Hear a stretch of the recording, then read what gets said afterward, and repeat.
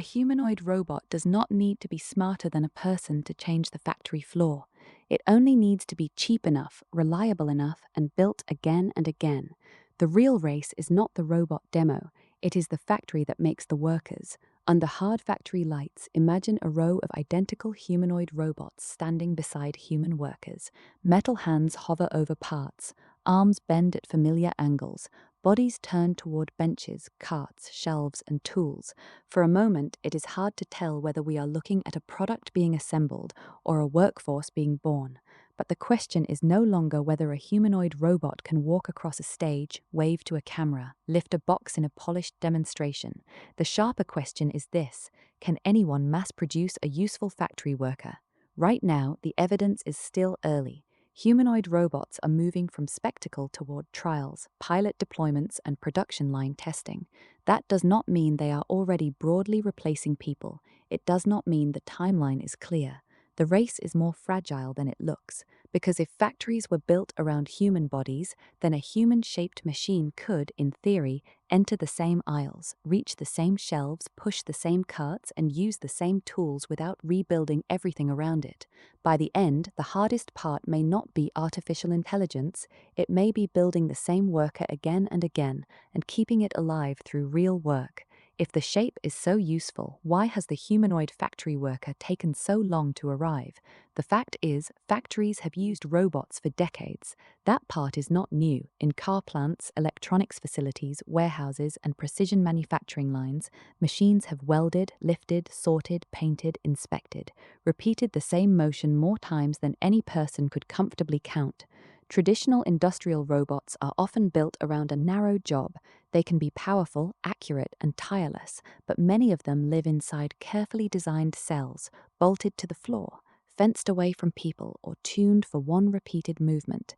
A humanoid robot is being pitched with a different promise, not that it will beat every specialized machine at its own task, but that it could move through a world already shaped for humans. That distinction matters. A factory is not just a room full of machines, it is a landscape of stairs, carts, doors, shelves, bins, buttons, handles, ladders, pallets, tools, and workstations. The height of a table, the width of an aisle, the position of a lever, even the size of a plastic tote often assumes a human body nearby. 2 arms, 2 legs, eyes at a certain height, hands that can reach, grasp, turn, and adjust. So the appeal is simple. If the building was designed around people, then a machine shaped roughly like a person might fit without redesigning the entire building around it. It could, in theory, push the same cart, walk through the same doorway, pick from the same shelf, or stand at the same station. But that is a theory, not a proven rule. A humanoid shape is not automatically better for every factory task. Many jobs are still better handled by conveyors, robotic arms, custom fixtures, or machines that do not look human at all. In manufacturing, the best tool is often the least dramatic one. Still, the public is seeing something change. More videos now show humanoid robots walking through factories, carrying objects, standing near assembly lines, or being assembled themselves. Manufacturing process videos, factory walkthroughs, and clips of human-shaped machines under industrial lighting have turned a technical subject into a mainstream curiosity. The unanswered question is whether these images show the beginning of an industrial shift or only the latest stage of a long experiment. One theory is that the human form may win a place in factories not because it is perfect, because changing the robot could be easier than changing the factory. The speculation goes further. If humanoids become affordable, durable, and safe enough, their first valuable roles may not be glamorous. They may handle dull, repetitive, risky, or hard-to-staff tasks, while humans focus on judgment, repair, supervision, and exceptions. That is why the shape matters. It is not about building a mechanical person. It is about building a worker that can enter a human-made world. And if that idea seems obvious, the next question is harder. Why did it stay trapped in demonstrations for so long? The demo proves the robot can move. The factory tests whether it can survive repetition. This is where the humanoid story becomes more difficult, because a robot video is not the same thing as a robot worker. A viral clip can show one task in one room under one set of conditions, with one successful moment chosen from everything that happened before and after. That does not make the clip fake. It means the clip is a narrow window. It shows possibility, not endurance, and factories are built on endurance. A humanoid can look extraordinary when it picks up a part, walks across a smooth floor, or places an object into a bin. But factory work asks a harsher question. Can it do the same motion again and again while the lighting changes, a cable shifts, a box is slightly out of place? A human worker steps nearby? That is the demo trap. For 30 seconds, the future looks finished. Over a long industrial shift, the hidden problems begin to appear. Balance is not just walking without falling, it is staying stable while carrying weight, turning in tight spaces, recovering from a bump, and stopping without making the area around it unsafe. Grip is not just closing fingers around an object, it is knowing how much pressure to apply to plastic, metal, cardboard, fabric, or glass. Perception is not just recognizing an item on a clean table, it is seeing through glare, clutter, dust, movement, shadows, and partial obstruction. Repeatability is not glamorous, but it may be the real test. A machine that succeeds most of the time can still be unusable if the remaining failures interrupt production, damage parts, or require constant human rescue. Safety adds another layer. A humanoid factory robot would need predictable behavior around people, tools, conveyors, carts, and machines that were never designed to negotiate with a walking body. Battery life matters, heat matters, repairability matters. If a joint overheats, if a hand wears out, if a sensor drifts, if a cable loosens inside the frame, the story changes from artificial intelligence to maintenance. This is why videos with titles like The Humanoid Factory and Human Robot Mass Production Process are so powerful to watch. They reveal an audience hunger for the next stage, not just a robot performing a trick, but robot bodies being made at scale. Rows of parts, frames, joints, hands, and finished machines suggest that the future is moving from the lab into the production line. But this story asks a slightly different question. The spectacle is not enough. The issue is whether the manufacturing process can produce reliable workers, not simply impressive machines. One theory is that the companies that win may not be the ones with the smoothest dance, the fastest walk, or the most human expression. They may be the companies that defeat boring failures first: loose cables, overheating joints, weak actuators, fragile fingers, software edge cases, small defects that never appear in a polished clip but can decide whether a robot belongs in a real factory. And here is the speculation that makes this race more surprising. The first mass-market humanoid factory worker may not look elegant at all. It may move cautiously, it may have simplified hands, it may avoid dramatic gestures, it may seem less futuristic than the demonstrations that made people pay attention in the first place. Because on a factory floor, style is secondary. The robot that matters is the one that keeps working when no one is filming. A robot body can be assembled in a factory, but can the factory also produce trust? This is the next test in the humanoid race. At first glance, mass production sounds like a simple scaling problem. Build one robot, then build another, then repeat until the line is full. But a humanoid factory worker is not just a product, it is a stack of fragile promises. Actuators must stop at the right angle, sensors must agree with one another, batteries must survive heat and vibration, hands must grip without crushing, chips must process the world in real time, software must behave predictably near people. The known reality is this: mass-producing humanoids requires far more than assembly. It requires supply chains for joints, cameras, force sensors, wiring, battery packs, frames, fasteners, processors, tools, testing rigs, replacement parts. The technicians who understand all of it. One missing component can slow the whole race. One weak part can turn an impressive robot into an expensive machine waiting for repair. This is why manufacturing videos are so hypnotic. Metal frames move through workstations, printed parts appear layer by layer, cables are routed through narrow spaces where a human vein or tendon would be. Joints are tightened, hands are calibrated, battery modules are checked, and finished bodies are placed through walking tests. The image feels almost like a new kind of assembly line, not a factory making cars or phones, but a factory making workers. But there is a careful distinction here. Additive manufacturing, including 3D printing, may be useful for prototypes, tooling, low-volume parts, or certain components. It can make the process look futuristic and flexible, but without verified evidence, it should not be treated as the whole answer to humanoid mass production. A robot that will work around real equipment has to pass through a much larger system of material choices, repeatable processes, inspection, calibration, and service planning. And that is where the problem changes. Building one impressive robot is an engineering challenge. Building many similar robots is an industrial challenge. The first one only needs to succeed once on camera. The next ones have to behave consistently enough that a factory manager can trust them near a conveyor, a cart, a tool, or a person. If one hand grips differently, if one knee heats faster, if one sensor drifts out of alignment, the entire promise becomes less certain.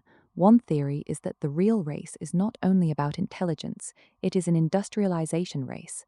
The winner may be the company that learns how to build, test, repair, and update these machines cheaply and repeatedly.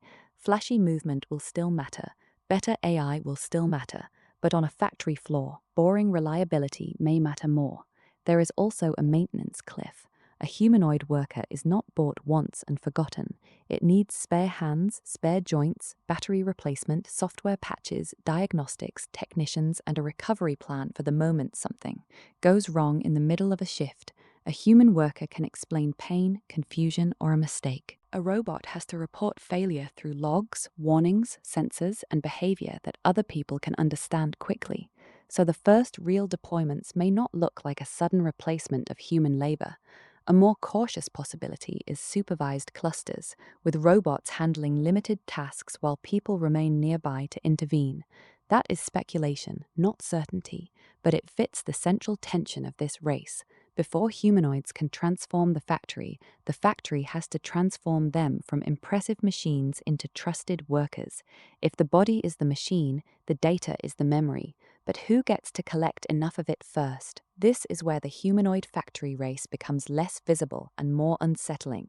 The metal frame, the hands, the walking motion, the battery pack, these are the parts people can film, but the worker inside the body is software. At the factual level, a humanoid factory robot needs systems that can perceive objects, understand where its own limbs are, plan movements, follow instructions, and stop before it does something unsafe. That sounds simple until the robot is standing beside a conveyor, a cart, a bin of mixed parts, a person who does not move exactly the way the system expected. This is the hidden cost of putting intelligence into motion. With artificial intelligence, people often talk about data centers, power demand, chips, cooling, and the enormous infrastructure behind a single answer on a screen. Humanoid robots reveal a different version of that same idea. Intelligence is not just stored in servers, it has to pass through motors, joints, cameras, sensors, fingers, feet, and emergency stops. A chatbot can be wrong in a sentence. That can be serious, but it usually remains inside language. A factory robot can be wrong in space. A wrong grip can drop a part. A wrong step can block a walkway. A wrong reach near a tool, a belt, or a human worker becomes a safety problem before it becomes a software bug. That is why factory autonomy is not only about making the robot look clever, it is about making the robot predictable. It has to know what it sees, know what it does not know, and know when to slow down or ask for help. The fact is, robot training can involve simulation, teleoperation, recorded demonstrations, and real-world testing, depending on the system. In simulation, a robot can practice tasks inside a digital environment. Through teleoperation, a human may guide movements that later become training examples. Recorded demonstrations can show the system how people handle objects, recover from awkward positions, or repeat a motion without damaging the part. Real-world testing then exposes the robot to the strange details that clean videos often leave out. A box is slightly crushed, a label is peeling, a cable is in the way. A worker reaches across the station for 1 second longer than expected. A part is oily, reflective, dusty, or upside down. One theory is that this data may become one of the biggest advantages in the humanoid race. not because one machine has seen a dramatic secret, but because factories are full of tiny exceptions that are difficult to program by hand. The company that sees more of those exceptions may learn faster. It may discover which movements fail, which parts confuse the cameras, which instructions are too vague, and which tasks are simply not worth automating yet. That does not mean the robots are already fully autonomous workers. It means the path from demo to useful labor may be paved with millions of small corrections. Speculation begins where the public evidence stops. Companies with access to real factory environments could gain a practical edge because their robots may learn from industrial messiness rather than only polished demonstrations. But that advantage would still have to be converted into safety, maintenance, cost control, and trust. The future may not depend on one dramatic breakthrough.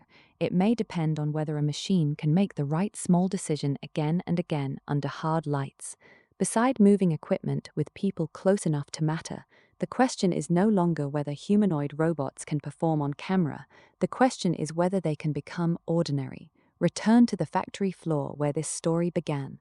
A line of human workers moves beside a line of machines built roughly in the human shape. Arms reach, hands close around parts, bodies turn toward benches, carts, shelves, and tools. At first, the image feels like science fiction, but the deeper you look, the less it becomes a story about the future, and the more it becomes a practical industrial problem. Can this body be manufactured again and again without hidden defects? Can it do useful work when the lighting changes, when a part is slightly out of place, a box is heavier than expected, or when a human steps nearby? Can it be repaired quickly enough to matter? Can it be trusted around people, not for one perfect clip, but during the dull repetition of a real shift? That is why this moment matters. The public story of humanoid robots has been dominated by demonstrations, factory walkthroughs, and videos of bodies being assembled, but the important shift is more modest and more serious. Factory robots appear to be moving from spectacle toward production line experiments and early industrial testing. That does not mean a sudden wave of replacement is guaranteed. It does not mean every factory is about to fill with walking machines. It means the race has entered a phase where the question is no longer only whether the robot can move, it is whether the entire system around the robot can survive contact with real work. Every humanoid factory worker has to pass 3 tests. First, it must be manufacturable. A company has to build not one impressive unit, but many units that behave consistently. Second, it must be useful. The robot has to solve actual factory problems better than the alternatives, not simply look familiar while doing them. Third, it must be safe enough to work near people, equipment, and moving production lines, where a small mistake can matter. The theory is that the winner of this race may not be the company with the most human-looking machine. It may be the company that makes the least dramatic robot that works every day, the one with fewer surprises, fewer failures, easier repairs, better training data, a body that does not need to impress anyone after the first week because it has become part of the routine. The speculation is that the first major impact may be psychological before it is economic. Once people see humanoid robots doing ordinary factory tasks, even slowly and under supervision, expectations could change quickly. Managers may start to imagine different production lines. Workers may ask different questions about training, safety, and job design. Investors may start to value the factories that make robot workers as much as the robots themselves. But the timeline remains uncertain. No company should be treated as the winner. No broad labor outcome should be treated as inevitable. The slow arrival of humanoid factory workers may be uneven, expensive, and full of setbacks, and that may be the most important detail of all. The future may not arrive as a dramatic replacement scene. It may arrive quietly, one tested task at a time, until a machine shaped like a worker stops looking extraordinary. In the next investigation, we follow the hidden infrastructure behind artificial intelligence, automation, and the new industrial race. The machines on the floor are only the visible edge of a much larger system.